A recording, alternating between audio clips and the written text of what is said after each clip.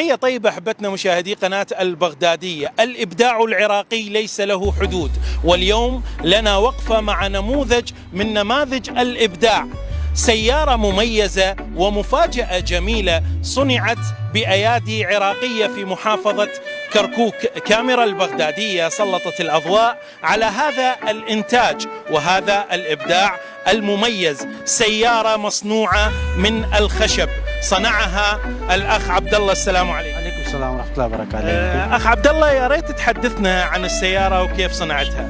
هذا السيارة صنعتها، جبت من سكراب لهيكل، كان هيكل وفلشتها هيكل دبيتها، بقى شانسي جبت محرك والجيار شديته، وبعدين اشتريت خشب وبخشب سويتها، صار السيارة الحمد لله كلش حلو طلع. عبد الله، بالنسبة للسيارة نعم، ايش قد استغرق الوقت لصناعتها؟ ايش وقت بديت بيها؟ ايش قد كلفتك فلوس؟ أنا قبل 6 شهور بدأت أشتغل بالسيارة، ورا 6 شهور يلا خلص السيارة، وكلف عليها مبلغ وايع مو قليل، والحمد لله نجحت.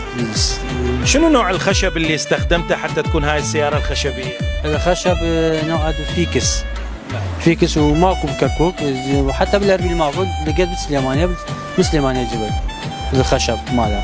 هسه المحرك محرك والبونيتا مفتاح، محرك هذا محرك تويوتا، حتى جير تويوتا وجبنا وخلينا شدينا، وهسه مثل السيارة عادي يمشي. هذا غطاء المحرك من الخشب. من الخشب نعم، يعني كل الأجزاء تقريبا من الخشب. كلها من الخشب، بس المحرك شانسي حديد.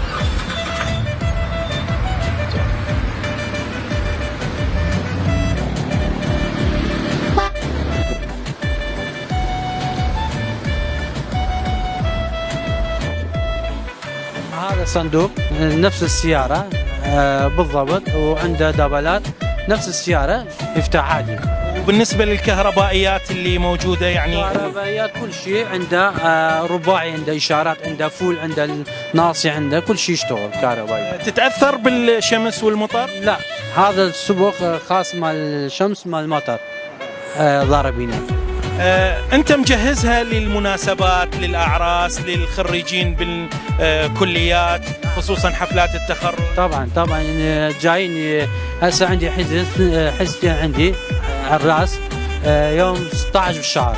يعني هي مو فقط للتسلية أو للزينة، وإنما هي ممكن توفر لك مردود مالي. تمام.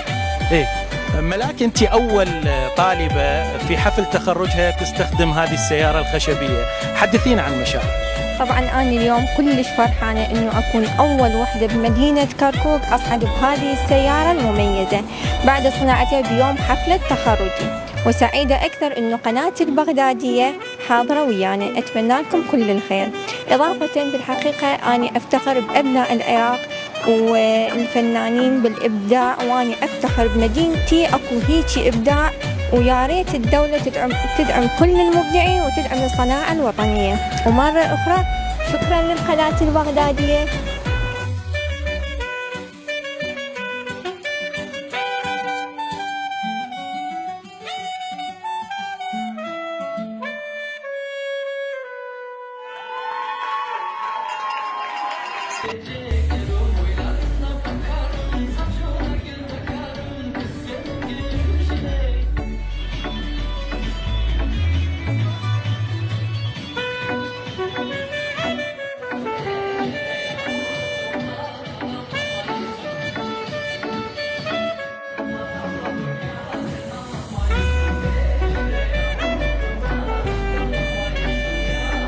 يعني إذا نشوف عبد الله انه الناس فرحانين بهذه السيارة ودا ياخذون سيلفي وياها، شنو شعورك؟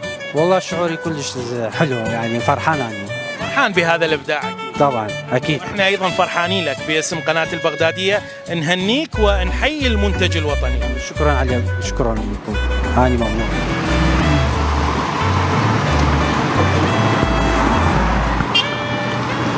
إذا أحبتنا المشاهدين، رحلتنا اليوم في تغطيتنا الخاصة لبرنامج يسعد صباحك يا عراق انتهت مع الزملاء في الاستوديو، ولكن رحلتي في هذه السيارة الخشبية لم تنتهي. ختاما تقبلوا تحياتي، أنا فراس الحمداني، إلى اللقاء.